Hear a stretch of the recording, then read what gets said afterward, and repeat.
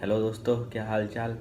मेरा नाम राजेश है और मैं अभी new Delhi arrow city new Delhi arrow city के रेड फॉक्स होटल में क्वारंटीन्ड हूँ। तो अब मेरे एक दोस्त से बात हो रही थी। मैं अभी कुछ ही दिन पहले यूएसए से आया यहाँ पे 22 जून को आया। तो मेरे एक दोस्त से बात हो रही थी इससे रिलेटेड। तो उसने बोला, यार ये स्टोरी तो काफ़ी इंटरेस्टिंग है, तो मुझे लगता है कि तुझे स्टोरी सारे लोगों के साथ शेयर करनी चाहिए और इससे उन लोगों की भी हेल्प होगी जो आने वाले कुछ दिनों में यूएसए से इंडिया आएंगे। तो मैं ये स्टोरी थोड़ा सा आपको डिटेल में बताना चाहूँगा। तो एविएशन मिनिस्ट्री से एक इंफॉर्मेशन आई 5 या 6 जून को कि 8 जून से 8 जून को फ़्लाइट बुकिंग स्टार्ट होगी और हम बुकिंग कर सकते हैं एयर इंडिया की वेबसाइट के थ्रू। और वो बुकिंग डेट्स रहेंगी 11 जून से 30 जून तक। तो मैं 8 जून को मैंने लॉगिन किया और उसके बाद पहले मैं वेबसाइट से बुकिंग करने का ट्राई किया बट हो नहीं पा रहा था। तो उसके बाद फिर मैंने ऐप डाउनलोड की, तो ऐप से हो जा रहा। तो मैंने फ़्लाइट बुक कर ली। तो मेरी फ़्लाइट बुक हुई 21 जून की एसएफओ से न्यू दिल्ली तक की। और आई थिंक न्यू दिल्ली ही एक ही डेस्टिनेशन लोकेशन था उन फ़्लाइट्स के लिए, न्यू दिल्ली। तो मैंने एसएफओ से न्यू दिल्ली की फ़्लाइट बुक कर ली। मैं अभी इस अपनी स्टोरी को 4 फेजेस में आपको डिटेल में बताना चाहूँगा कि जैसे पहला फेज़ है सोर्स लोकेशन से एसएफओ तक का ट्रैवल। सेकंड फेज़ एसएफओ में कैसे हम फ़्लाइट बोर्ड की और क्या प्रॉब्लम्स आई। और थर्ड फेज़ है फ़्लाइट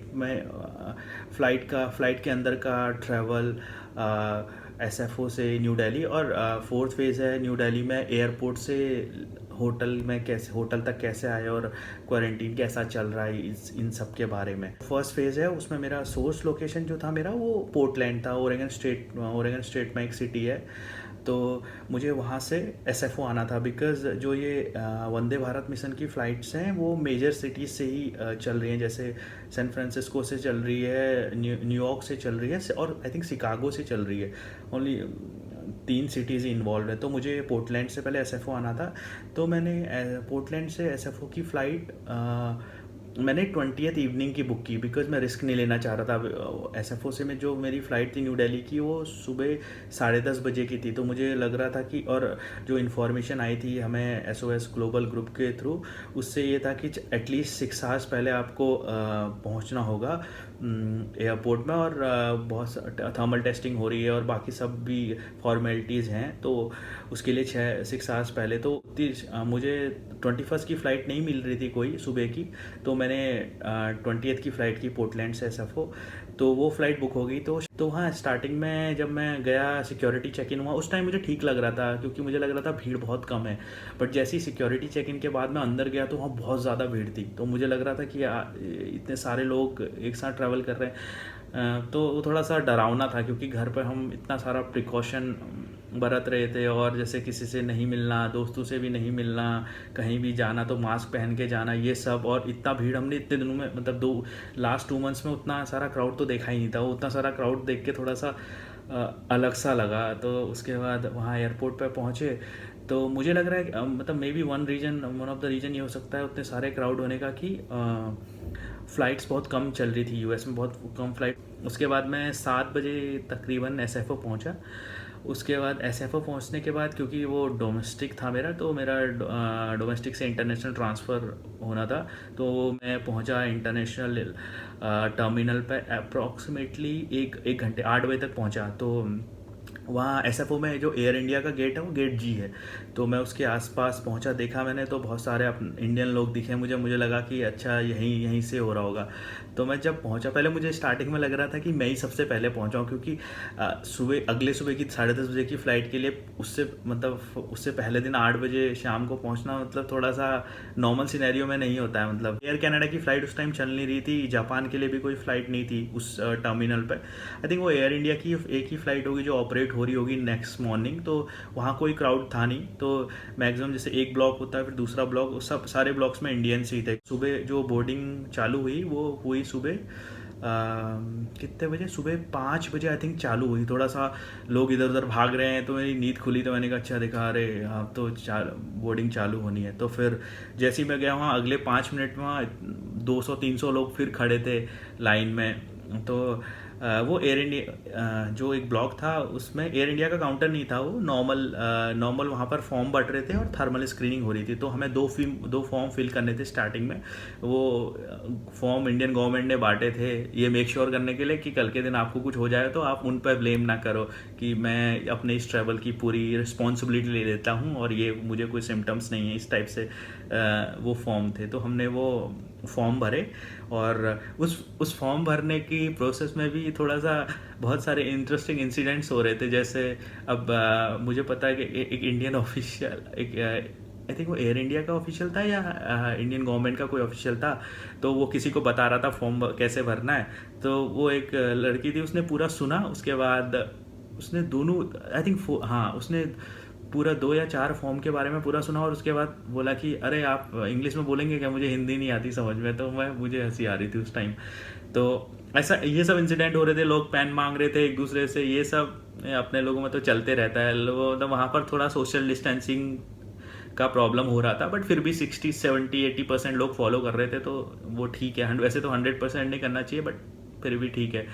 क्योंकि बहुत सारे लोगों के पेरेंट्स थे वहाँ पे जिनको प्रॉब्लम हो रही थी फॉर्म भरने में, बट एयर इंडिया के जो ऑफिशियल थे वो बहुत ही, और इंडियन गवर्नमेंट के जो ऑफिशियल थे वो बहुत ही हेल्पफुल थे उस टाइम पे। बहुत ज़्यादा हेल्प की उन्होंने लोगों के फॉर्म भरने में। और बहुत सारे ऐसे लोग थे जिनको जो बाइलिंगुअल थे या बहुत सारी अदर लैंग्वेजेज आती थी, उनको तेलुगु आती थी, कन्नड़ा आती थी, मराठी आती थी। तो जो भी क्राउड उस टाइप का है वो वैसी ही बात कर रहे थे। वो थोड़ा सा अच्छा लगा बहुत देख के कि जिसको जो लैंग्वेज आती है उसके अकॉर्डिंग, क्योंकि मैक्सिमम बहुत सारे लोगों के पेरेंट्स थे जो आ रहे थे, तो उनके बच्चे नहीं आ रहे थे उनके साथ, तो ओनली पेरेंट्स थे, तो उनको थोड़ा सा प्रॉब्लम हो रहा था इंग्लिश का और ये सब हिंदी का भी। तो ये सब हुआ। उसके बाद हमारी थर्मल स्क्रीनिंग हुई। हमने 2 फॉर्म स्टार्टिंग में 2 फॉर्म वहाँ सबमिट किए इंडियन ऑफिशियल्स के बाद। उसके बाद हमारी थर्मल स्क्रीनिंग हुई। उसके बाद 2 फॉर्म हमें और मिले। वो फॉर्म हमारे फाइनल लोकेशन के लाइक डेस्टिनेशन लोकेशन का डिटेल भरना था और वो हमें एयर इंडिया के काउंटर पर सबमिट करने थे। तो हमने वही फॉर्म एयर इंडिया के काउंटर पर सबमिट किए और उसके बाद उन्होंने हमें बोर्डिंग पास दिया। मेरे साथ एक इंटरेस्टिंग चीज़ और हो गई थी, क्योंकि जैसे मेरा वीज़ा एक्सपायर हो गया था, तो मैं कम्प्लीटली अपना सामान थोड़ा ज़्यादा लेके गया। तो मेरा दोनों बैगेज 34 kg का था। तो अब मैं एयर इंडिया के काउंटर पर गया, तो मैंने बोला कि हाँ ये ओवरवेट है। तो बोल रही सर हम इतने ज़्यादा ओवरवेट भी नहीं ले जाते हैं, 34 kg का है, हम 32 kg मैक्स है। तो फिर मैंने वो दोनों बैग से थोड़ा थोड़ा सामान निकाल के एक अपने थर्ड बैग में, जो मतलब केबिन बैग है, उसमें डाला। हाँ, एक बैगेज का एक्स्ट्रा ओवरवेट बैगेज का एक्स्ट्रा चार्ज $130 था। तो मेरे दोनों बैग ओवरवेट थे, तो $260 चार्ज एक्स्ट्रा चार्ज लगा। अगर आप एक एक्स्ट्रा नया बैग चेक इन करते हैं, थर्ड बैग, तो आपको $240 देना पड़ता है। तो इस टाइप से है कैलकुलेशन, वो आपको एयर इंडिया की वेबसाइट पे मिल जाएगा। और वहाँ पर सब कुछ प्रोसेसिंग हुई और मुझे मेरा बोर्डिंग पास मिला और मैं आ गया गेट नंबर G8 पे। G8 से फ़्लाइट थी हमारी सुबह 10:30 बजे। अब यहाँ पर यहाँ पर थोड़ा सा इंटरेस्टिंग है सिनेरियो। अब हम जैसे G8 पे पहुँचे तो बहुत सारे लोग हैं। अब वो गेट छोटे से, वहाँ पर थोड़ा सा एरिया थोड़ा सा कम रहता है। अब यहाँ पर अपने 300-400 लोग, तो धीरे धीरे भीड़ बढ़ रही है। उसके बाद कैसा हुआ कि जब उसमें लिखा आया था gate is open now, boarding started, तो बहुत सारे लोग एक साथ आ गए। अब वहाँ पर सोशल डिस्टेंसिंग ख़त्म, बिल्कुल लिटरली ख़त्म, क्योंकि हर किसी को पहले जाना है। और अब वो लोग भी, जैसे अभी क्या यूथ हैं, तो वो थोड़ा समझते हैं कि मिस नहीं होगा और ये सब। अब पेरेंट्स थे वो थोड़ा सा ऐसी ओवर कॉशियस थे कि जैसे कहीं हमारा फ्लाइट मिस ना हो जाए, हमें आगे जाना है, ये सब। तो मुझे लगता है कि जो भी जिनके भी पेरेंट्स आ रहे हैं यूएसए से इंडिया को, उनको बात समझानी चाहिए कि आप ही के लिए फ़्लाइट है और आपको नहीं छोड़ के जाएंगे कोई भी, आप ही के लिए तो फ़्लाइट बनाई है वो। तो वो सबको फर्स्ट रहना है लाइन में, ये सब प्रॉब्लम। अब वो, और हंसी की बात ये हो रही थी कि जो मैक्सिमम अब कैलिफोर्निया में मैक्सिमम जो क्या बोलते हैं एयरपोर्ट अथॉरिटी है वो चाइनीज़ है, क्योंकि वो तो इमिग्रेंट्स का सिटी है, मतलब स्टेट है कैलिफोर्निया। तो वहाँ चाइनीज़ को मतलब चाइनीज़ डर रहे इंडियन से, कहीं इनकी वजह से हमें कोरोना ना आ जाए। तो वो इस टाइप का सिनेरियो हो रहा था कि वो लोग बोल रहे थे अरे इतना थोड़ा सा डिस्टेंस मेंटेन करो। और बहुत सारे अपने लोग वहाँ भी लड़ाई कर रहे थे एक ने ऐसा फनी स्टेटमेंट बोला कि बोल रहा है कि अगर आपको सोशल डिस्टेंसिंग का इतना ध्यान रखना है तो फ्लाइट में मिडिल वाली सीट में क्यों बैठा रहे हो हमको। तो वहाँ पर थोड़ा सा हमें ध्यान रखना है, आने वाले लोग जो भी नेक्स्ट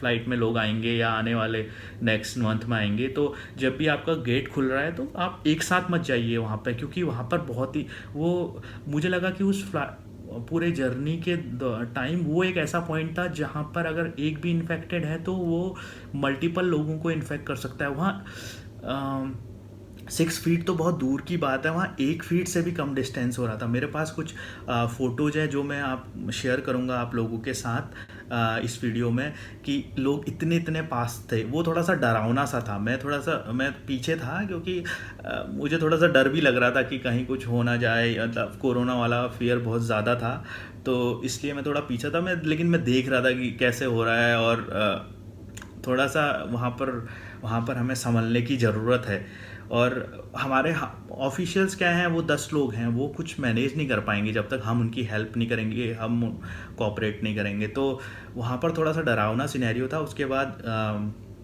बोर्डिंग चालू हुई, स्टार्ट हम सब बैठे। और हाँ, अब बोर्डिंग में फ़्लाइट में भी एक आध प्रॉब्लम है। जैसे जो एयर इंडिया वाले इस फ्लाइट में आपको एक शील्ड प्रोवाइड कर रहे हैं, मास्क प्रोवाइड कर रहे हैं, और बाकी खाना आपकी सीट पर रखा है। और वो आई थिंक हर एक रो में से एक को पीपीई किट भी दे रहे हैं। तो उसको जनरली लोग पहन नहीं रहे थे, उस पीपीई किट को सब अपने बैग में डाल ले रहे थे कि कौन पहनेगा ये सब। हाँ, जो मुझे प्रॉब्लम लगी वहाँ पे, वो मुझे लगी एक शील्ड के साथ। अब मैं स्पेक्स पहनता हूँ तो शील्ड कैसी हो रही थी, बिल्कुल चिपक जा रही थी। तो जब मैं 16 घंटे की जर्नी के बाद जब मैं दिल्ली आया तो मेरे यहाँ पर आइज़ में मार्क्स आ गए थे, वो इतना। और वो कैसा हो रहा था, वो शील्ड से साफ दिख भी नहीं रहा था। It was too irritating. तुम वो शील्ड पहन नहीं सकते, बार बार तुम्हें उतारना पड़ेगा, मतलब वो लॉन्ग वो में नहीं पहन सकते, उसे 1 घंटा मैक्सिमम तो पहन सकते हो, नहीं तो प्रॉब्लम हो रही थी। तो थोड़ा सा मुझे लगता है अपने एयर इंडिया के ऑफिशियल्स ने उस सब चीज़ का ध्यान देना चाहिए, बस बनाने के लिए नहीं बनाना चाहिए, थोड़ा सा लोगों का कंफर्ट भी देखना चाहिए। लंबा फ्लाइट है। और दूसरा प्रॉब्लम, अब खाने का ठीक था, मुझे लग रहा है कि क्वांटिटी उतना ज़्यादा नहीं था, but it was fine. Like तुम वो ट्रिप मैनेज कर सकते हो उस खाने से। तो उसमें आपको मिलेगा, एक सैंडविच थी, पम्पकिन पाई था, एप्पल पाई था, चॉकलेट थी, बिस्किट, नमकीन, और ये सब चीज़ें थी, योगर्ट था, और वो ठीक था खाने का। बट वो फ्लाइट बिल्कुल एक सिंगल सीट भी खाली नहीं होगी इस फ्लाइट की, हर सीट भरी थी उस फ्लाइट की। और कोई मीडिया चल नहीं रहा है, वो मतलब उनका टीवी तो वैसे भी नहीं चलते एयर इंडिया वालों के, बट उन्होंने उसको कवर अप करने के लिए बोल दिया कि इंटरटेनमेंट नहीं रहेगा, इससे और ज़्यादा प्रॉब्लम होती है फ़्लाइट के दौरान। तो आप जब भी आप ट्रैवल करेंगे तो आप मेक श्योर करें कि आप अपने साथ एक बुक लाएं या मूवीज़ डाउनलोड करके ले आएँ। आपको बहुत बहुत ज़्यादा ज़रूरत पड़ेगी इन सब चीज़ों की, क्योंकि आप बात करना सही नहीं है अगल बगल के लोगों से अभी के माहौल में। तो आप अपने इंटरटेनमेंट को खुद ही अपने साथ रखिए और उसी से अपना टाइम पास कीजिए, क्योंकि 16 आवर्स की फ़्लाइट है। आप कितना सोएंगे उसमें, 3 घंटे, 4 घंटे, 5 घंटे, एक्सेप्शनल केसेस में आप 10 घंटे सो जाएंगे, लेकिन 6 घंटे फिर भी बचेंगे आपके पास। और तो इसलिए अपने साथ या एक बुक लाइए या कुछ मूवीज़ ले आइए इस टाइप से। तो मेरे पास एक आध मूवी थी तो मैंने वो देख के टाइम पास किया। हाँ, और एक नेक्स्ट चीज़ जो फ्लाइट में प्रॉब्लम हो रही, अब पता नहीं वो प्रॉब्लम बोलेंगे उसे या, अब जैसे मेरे बगल में एक एग्जांपल बताता हूँ। मेरे बगल में एक लेडी बैठी थी, वो उनकी एज 70 ईयर्स की थी, उन्हें पंजाब जाना था। तो प्रॉब्लम ये था कि अब जब हमारा फ़्लाइट का लैंडिंग टाइम हो रहा था तो उससे एक घंटे पहले हमें एक फॉर्म मिला, जो हमें फॉर्म भर के देना था इमिग्रेशन के टाइम या ऐसे कुछ था, या सबमिट करना था वो फॉर्म। तो वो अब मैंने अपना फॉर्म भर लिया, लेकिन वो आंटी को समझ नहीं आ रहा था कि क्या भरना है, कैसे भरना है। उनको लिखना आता था, जैसे वो मुझसे बोल रही थी मुझे बताओ कि इस फॉर्म में यहाँ पर क्या लिखना है, तो मैं उन्हें फॉर्म में पढ़ के बता रहा था ये वो। फिर अब प्रॉब्लम क्या हो रही थी, जैसे बहुत सारी डिटेल्स ऐसी भी थी जो उनको पता नहीं थी अप फ्रंट। तो वो अपना एक पासपोर्ट निकाल रही थी या कुछ और डिटेल निकाल रही थी, फिर मुझे चेक करने के लिए बोल रही थी। तो वहाँ पर थोड़ा सा सोशल डिस्टेंसिंग का पैरामीटर फिर आगे पीछे हो जाता है कि पूरा हो रहा। फिर उसके बाद मैंने उनका एड्रेस नोट किया उनके मोबाइल से, उसमें उनने बोला कि यहाँ पर लिखो, ये सब चीज़ें हुई और फिर इंटरेक्शन हो रहा था उसमें। अब वो अब क्या है कि हमारे संस्कार सोशल डिस्टेंसिंग से ऊपर आते हैं, तो फिर ठीक है वो जो भी है, बट फिर भी मुझे लगता है कि मैक्सिमम लोगों ने अपने पेरेंट्स को पहले से थोड़ा सा बता के भेजना चाहिए कि ऐसा ऐसा होगा, ऐसा ऐसा होगा, जिससे उन्हें कम इंटरेक्ट करने का वो मिले ये। उसके बाद हम, हाँ, 16 आवर्स की उस फ्लाइट की जर्नी के बाद हम न्यू दिल्ली पहुँचे 3 बजे, 22 जून को दिन में 3 बजे हम न्यू दिल्ली पहुँचे। तो वहाँ पर क्या हुआ, हम जैसी फ़्लाइट से उतरे तो हमारा सबसे पूछ रहे थे वो लोग कि आपका फाइनल डेस्टिनेशन क्या है, आपका फाइनल डेस्टिनेशन क्या है, और उसके बाद थर्मल चेकिंग हुआ। जब हमारा थर्मल चेकिंग हुआ और फाइनल डेस्टिनेशन पूछा तो उसके अकॉर्डिंग उन लोगों ने ग्रुप बना दिए। जैसे मेरे ग्रुप में 23 लोग थे, तो बाकी के लोगों के ग्रुप में भी ऐसे ही 23 24 ऐसे कुछ लोग थे। तो उसके अकॉर्डिंग छोटे छोटे ग्रुप बनाए। मुझे लग रहा है वो फाइनल डेस्टिनेशन के अकॉर्डिंग भी वो ग्रुप बने थे। उसके बाद और हर एक ग्रुप को एक CISF का ऑफिशियल असाइन हो रहा था, तो जो उनकी टेक केयर कर रहा था, उनको ले जाना, कहाँ ले जाना है, कैसे। तो पहले हम एक ग्रुप बना हमारा 23 लोगों का, उसके बाद उनका एक ऑफिशियल हमें असाइन हुआ, तो उसने हमें इन्फॉर्मेशन बताई कि आपको ऐसे ऐसे करना है, आपको सोशल डिस्टेंसिंग मेंटेन करनी है, और अभी हम यहाँ से नीचे पहले इमिग्रेशन पर जाएंगे, फिर बैगेज क्लेम पे जाएंगे और ये सब करेंगे, और उसके बाद हमें बैठना है, उसके बाद हमें आगे की प्रोसेस वो बताएगा, ऐसा उसने बोला और हमें वो ले गया। उसके बाद हम सबसे पहले हमारा इमिग्रेशन हुआ, इमिग्रेशन से हम बाहर आए। वो इट वाज नॉर्मल, मतलब वहाँ पर सोशल डिस्टेंसिंग प्रॉपरली फॉलो हो रही थी। उसके बाद फिर हम नेक्स्ट फेज़ वहाँ से बाहर आए, लेकिन बेस्ट पार्ट वाज वो ऑफिशियल जो है 23 लोगों का जब तक इमिग्रेशन ख़त्म नहीं हुआ वहाँ पर खड़ा था। तो वो जब सबका हो गया तो वो सबको अपने साथ लेके बैगेज क्लेम पे ले गया। तो उसने बोला यहाँ पर आपके बैगेज आएंगे और आप कलेक्ट कीजिए, और कलेक्ट करने के बाद यहाँ पर आप खड़े हो जाइए, उसके बाद हम आगे का प्रोसेस फॉलो करते। तो हमने बैगेज अपने सब ने लिए, उसके बाद हम उन्हीं के साथ चले गए। तो उन्होंने हमें एक एयरपोर्ट के पर्टिकुलर सेक्शन में, सभी वहाँ मतलब अलग अलग सेक्शन बने थे, तो वहाँ हमें बैठा दिया 23 लोगों को। अब यहाँ से फ़नी पार्ट स्टार्ट होता है। फ़नी पार्ट क्या है, तो अब हमें ऐसा लग रहा था कि 1-2 घंटे में चीज़ें हो जाएंगी, बट प्रॉब्लम ये हुआ कि 1 घंटा बीता, 2 घंटा बीता, 3 घंटा बीता। अब उसमें प्रॉब्लम क्या हो रहा था कि एयरपोर्ट में कोई भी शॉप ओपन नहीं थी, सब कुछ क्लोज था, खाने का कुछ भी नहीं था, बस एक वेंडिंग मशीन चालू थी। उस वेंडिंग मशीन में बस कोल्ड ड्रिंक और जूस और पानी मिल रहा था, और कुछ नहीं मिल रहा था, ना चिप्स थे ना कुछ थे। तो लोग फ्रस्ट्रेट हो रहे थे। जैसे पहले सब सोशल डिस्टेंसिंग की बातें कर रहे थे, ये वो, उसके बाद आप 3 घंटे बाद देखते एक ही चिप्स के पैकेट में 5-5 हाथ डले हुए हैं, क्योंकि किसी के पास कुछ खाने को था नहीं, और सारे लोग थोड़ा सा मतलब एज वाले थे, तो वो मतलब उनके लिए प्रॉब्लम हो रहा था। तो वो थोड़ा सा वो चीज़ भी मुझे लगता है आने वाली फ़्लाइट्स में अगर गवर्नमेंट देखो तो बढ़िया रहेगा। जैसे या तो कुछ शॉप्स खोल दे, या तो जो टाइम है उतना टाइम ना लगे। अब जैसे हमारे केस में क्या है कि 3 घंटे बाद स्टार्टिंग के 3 घंटे तो सब वेट कर पा रहे थे। 3 घंटे बाद सब बोल रहे हैं कि इतना टाइम हो गया। उसके बाद अलग अलग ऑफिशियल्स के बाद जा रहे हैं कि बोल रहे हैं हमारे ग्रुप का नंबर नहीं आया, हम कितना और वेट करेंगे, लोगों के फ़ोन डिस्चार्ज हो रहे हैं। फिर वो एयरटेल बूथ पे जा रहे हैं जिसमें बहुत कम पावर प्लग चल रहे हैं, उसमें वहाँ पर सोशल डिस्टेंसिंग का ऐसे ही हो रहा है, क्योंकि सबको अपने फ़ोन चार्ज करने हैं, घर पर बात करनी है। और उसके बाद मैंने देखा बहुत सारे लोग का इंटरनेट कनेक्ट नहीं हो पा रहा, तो फिर वो एक दूसरे का फ़ोन यूज़ कर रहे हैं। जैसे मेरा ही फ़ोन 2 लोगों ने यूज़ किया, बोला कि मुझे अर्जेंट कॉल करना है, घर पे बहुत सब लोग चिंता कर रहे होंगे। तो वो सब चीज़ों का थोड़ा सा प्रॉब्लम है। मुझे लगता है वो सब चीज़ें हम गवर्नमेंट ने थोड़ा सा देखनी चाहिए, और खाने जैसे थोड़ा और ज़्यादा बूथ लगाओ जिसमें लोग फ़ोन अपने चार्ज कर पाएँ, और थोड़ा एक 3-4 शॉप्स खोल दो वहाँ पर, जैसे कॉफ़ी शॉप हो गई या कुछ स्नैक्स वाली शॉप। वहाँ उस दिन कुछ भी नहीं खुला था, बस एक इवन ड्यूटी फ्री भी ऑलमोस्ट क्लोज था, बस एक लिकर वाला और ये परफ्यूम और कुछ चॉकलेट्स वाला सेक्शन उसमें खुला था, वो भी बहुत ही छोटा सा पार्ट, और मैक्सिमम सब कुछ बंद था। तो मुझे लगता है वो सब चीज़ें भी गवर्नमेंट ऑफिशियल ने थोड़ा देखनी चाहिए, बिकॉज प्रॉब्लम क्या हो रहा है, सारी फ्लाइट्स दिल्ली आ रही हैं, और सारी फ्लाइट्स दिल्ली आने की वजह से Delhi is over crowded, over burden. मुझे लगता है और पता नहीं है कैसी पॉलिसी है कि दिल्ली को के ऊपर इतना लोड है, आप इमेजिन नहीं कर पाएंगे कि हम वहाँ पे हम 3 बजे पहुँचे और हम 10:30 बजे वहाँ से बाहर निकले। नॉट इवन बाहर का मतलब कि घर नहीं गए, नेक्स्ट जो प्रोसेस थी वहाँ पे 7.5 घंटा वेट किया उधर।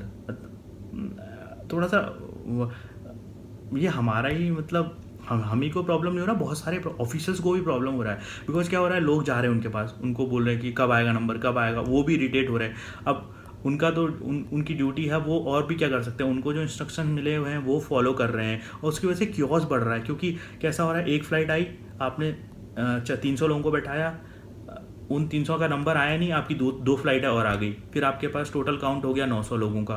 तो वो जो सब कियोस है उसको थोड़ा सा प्रॉपरली हैंडल करना चाहिए। सब कुछ सही है, बट जो मिसमैनेजमेंट है वो अलग लेवल पर पहुंच चुका है अपने वहाँ। तो वो थोड़ा सा चीज़ें सही होनी चाहिए, नहीं तो क्या होगा कि हम सब कुछ करते हुए भी कुछ नहीं कर पाएंगे। ये इस टाइप से होगा कि हम इवैक्यूएट तो कर ले रहे हैं अपने लोगों को, लेकिन उनके साथ कोरोना ले आ रहे हैं। वो मुझे लगता नहीं है वो तो चीज़ें जमनी चाहिए इस टाइप से। तो एक वो पार्ट है। अब उसके बाद क्या हुआ कि हमारा बहुत देर में 7-7.5 घंटे बाद ऐसे ही लोग बहुत परेशान हो गए थे इधर उधर। फिर 6 या 7 घंटे बाद हमसे बोला कि इस ग्रुप का नंबर आ गया है, अब इधर आ जाइए। तो मैं एक दूसरी जगह पे ले गए और वहाँ बैठाया। उसके बाद हमसे बोला कि अब आपको हम कोविड ट्रायल सेंटर ले जाएंगे, जो कि एयरपोर्ट से, actually it is not a part of airport, but उसके से आप एयरपोर्ट से एक रोड में आएगी, थोड़ा सा आपको 100 मीटर चलना पड़ेगा। उसके बाद एक सेंटर्स है वहाँ पर कैसा है कि आप या तो वहाँ पर होटल क्वारंटीन में जा सकते हैं डायरेक्टली, या तो आप अगर आप होम क्वारंटीन ऑप्ट करना चाह रहे हैं तो आपको उन ऑफिशियल्स को रीजन, मतलब डॉक्टर बैठते हैं वहाँ पर 4 या 5, उनको रीजन बताने पड़ेंगे कि आपको क्यों जाना है होम क्वारंटीन। अगर आप चार चीज़ें हैं, अगर आप उनमें से आप एक भी क्राइटेरिया फॉलो करते हैं तो आप होम क्वारंटीन में जा सकते हैं। या तो कोई मेडिकल इमरजेंसी होनी चाहिए, उसके लिए आपको डॉक्यूमेंट सबमिट करने पड़ेंगे या दिखाने पड़ेंगे उन लोगों को, दिखाने पड़ेंगे उन लोगों को मेडिकल इमरजेंसी के डॉक्यूमेंट। या तो आपके साथ एक 10 साल से छोटा बेबी होना चाहिए, या तो आपके घर में या आपके फैमिली में किसी का डेथ होना चाहिए। वो लोग डेथ सर्टिफिकेट मांग रहे हैं, तो अगर आप डेथ सर्टिफिकेट दिखा पा रहे हैं तो आपको होम क्वारंटीन के लिए वो भेज देंगे। चौथा केस, अगर आपके साथ कोई प्रेग्नेंट वुमेन है तो उस केस में वो आपको होम क्वारंटीन के लिए अलाउ कर देंगे।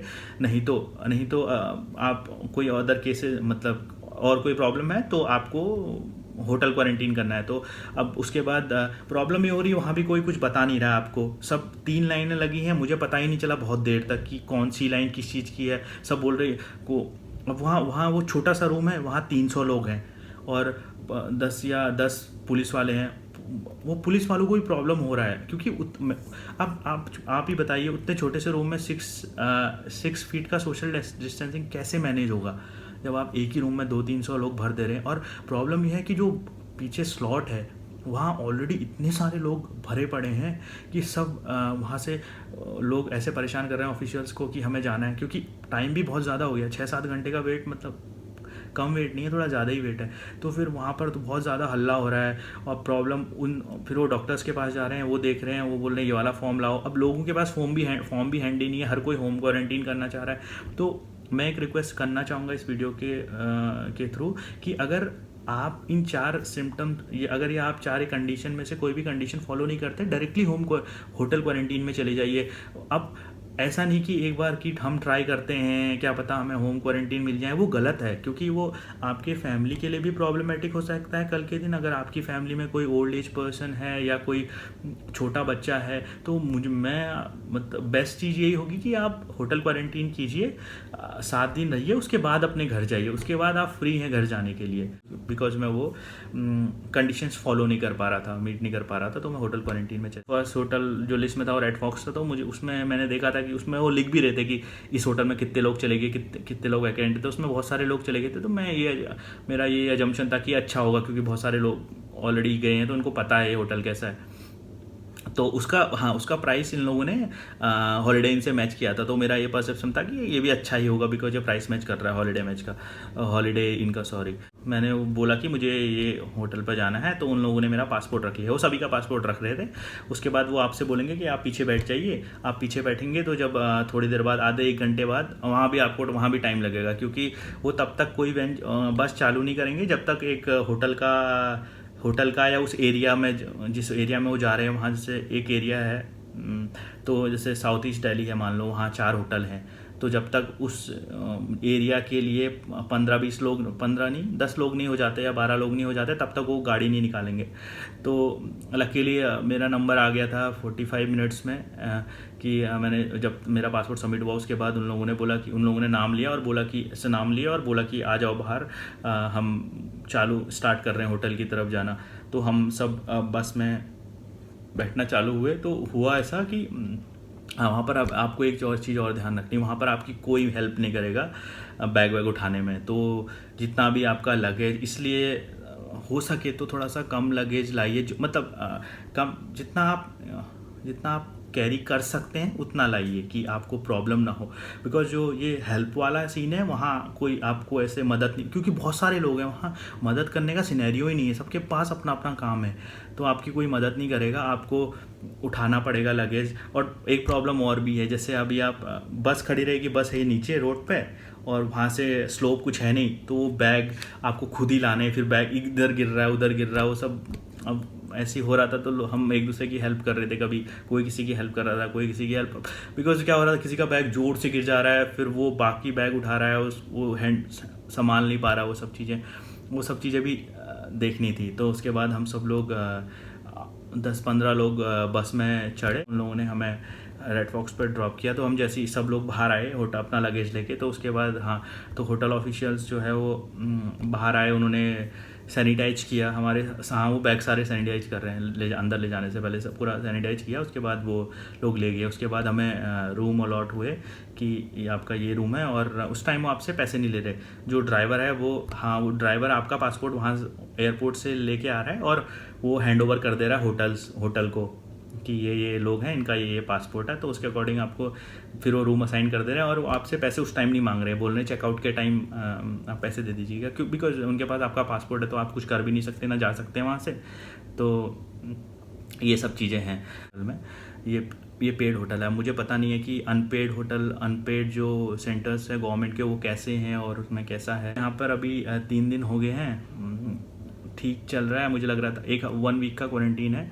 तो उसके बाद अभी मैं ऑफिस का काम भी कर रहा हूँ यहाँ से थोड़ा सा, और इंटरनेट बहुत स्लो है, तो मैं मोबाइल इंटरनेट के थ्रू ही कनेक्ट कर रहा हूँ। वो बूस्टर पैक डलवाया है, इंटरनेट काफ़ी स्लो है, तो काम तो आप कर ही नहीं सकते, बिकॉज प्रॉब्लम ये है कि बहुत सारे लोग हैं। और हाँ, एक चीज़ और बताना चाहूँगा आपको क्वारंटीन के बारे में। यहाँ कुछ भी मेडिकल टेस्ट नहीं हो रहा।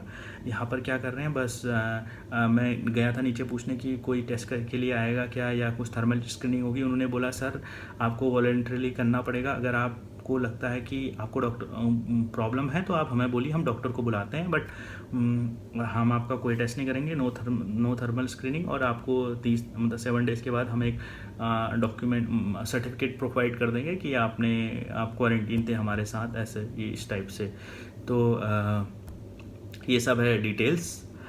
तो मुझे लगता है ये आपकी हेल्प करेगी आने वाले टाइम में। और thanks to Indian government, Air India, Delhi police, CISF, CRPF और हमारे उन सारे डॉक्टर्स को जो वहाँ पर बैठे हैं और अपनी लाइफ रिस्क में हैं। क्योंकि आप जस्ट इमेजिन कीजिए, मतलब मैं और सारे लोग जो वहाँ पर 7 घंटे रुके थे, हम फ्रस्ट्रेट हो चुके थे कि इतना टाइम कैसे लग रहा है ये सब, क्योंकि हमारी नॉर्मल लाइफ का पार्ट नहीं है इतना टाइम वेट करना, कि हम किसी चीज़ के लिए 8 घंटे वेट कर रहे हैं, 7 घंटे वेट कर रहे हैं, और हमें लगता है कि हमने सब कुछ पैसे दिए हैं, हमारे साथ ऐसा नहीं होना चाहिए। आप उन लोगों के बारे में सोचिए जो वहाँ पे 12-12 घंटे की ड्यूटी कर रहे हैं, इतने सारे लोगों के कांटेक्ट में आ रहे हैं। आप सभी से हम्बल रिक्वेस्ट है, जो ये वीडियो देख रहे हैं, जो आने वाले टाइम में ट्रैवल करेंगे, या किसी का कोई फ्रेंड या किसी के कोई रिलेटिव या किसी के पेरेंट्स ट्रैवल करेंगे, तो उनसे एक हम्बल रिक्वेस्ट है कि उनको थोड़ा सा समझा दीजिए, बता दीजिए कि थोड़ा सा फॉलो करें। 6 की जगह 7 घंटे लग सकते हैं, बट पैनिक ना हो जाएगा। ये सब चीज़ें आप ही की हमारे लिए ही बनी है, हम ही को घर लाना है। तो इससे बढ़िया कि हम किसी और की लाइफ को स्टेक पर रखें, अपनी लाइफ को स्टेक पर रखें। अगर हम थोड़ा सा चीज़ें फॉलो करें सही से, सब चीज़ें आराम से मैनेज हो जाएंगी। हाँ, हमारी पॉपुलेशन बहुत ज़्यादा है कंपैरेटिवली बाकी कंट्रीज़ के वर्ल्ड में, बट फिर भी we have to find a way to manage the things. और वो हम अगर हम थोड़ा चीज़ों को सोच के करें और ध्यान से करें तो हो जाएगा, उसमें कोई प्रॉब्लम नहीं है। और बस स्टे स्ट्रॉन्ग और अपना पेशेंस अपने साथ रखिए, इस समय में बहुत ज़्यादा ज़रूरत है उस चीज़ की। जय हिंद, जय भारत।